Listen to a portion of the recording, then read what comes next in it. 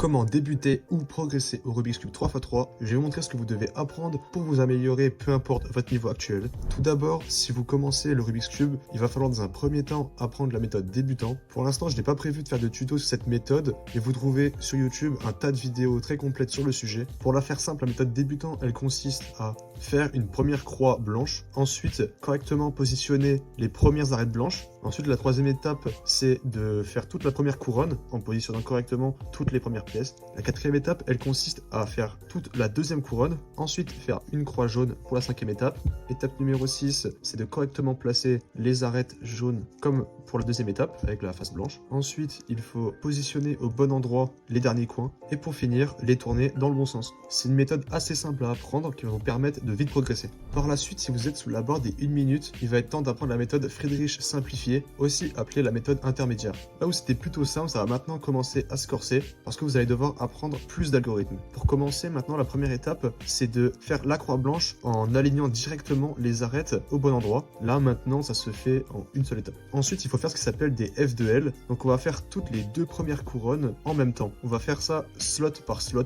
Donc, par exemple, comme ça, en mettant l'arête et le coin en même temps. Donc il faut faire ça pour les 4 emplacements et ça donne ça. Donc on fait maintenant les deux premières couronnes en 2 étapes. Là où pour la méthode débutante, ça prenait 4 étapes. Donc c'était nettement plus long. On va faire ensuite ce qui s'appelle l'OLL, Orientation Last Layer. Donc orienter le dernier étage. Ce qui veut dire qu'on va orienter toutes les pièces avec le jaune au-dessus. Et ça, on va le faire en 2 étapes. D'abord la croix jaune, comme pour la méthode débutante. Et maintenant, on va orienter les coins correctement. Et pour cette étape, orienter les coins correctement, il y a 7 cas différents pour la méthode simplifiée. Par la suite, on va faire la PLL, donc ça veut dire Permutation Last Layer, donc c'est pour permuter les dernières pièces du dernier étage. Et ça aussi, on va le faire en 2 fois. On va d'abord commencer par les arêtes. Donc là, on voit bien que les 4 arêtes sont correctement placées. Et pour finir, on va permuter les coins pour finir le cube. Avec un peu d'entraînement, grâce à cette méthode, vous pouvez facilement descendre sous les 30 secondes, voire même moins. Et si vous en êtes à ce niveau d'apprentissage, mon contenu vous sera sûrement très utile parce que je vais faire énormément de tutos, que ce soit pour les F2L, les OLL ou les PLL. Alors n'hésitez pas à vous abonner pour ne rien manquer.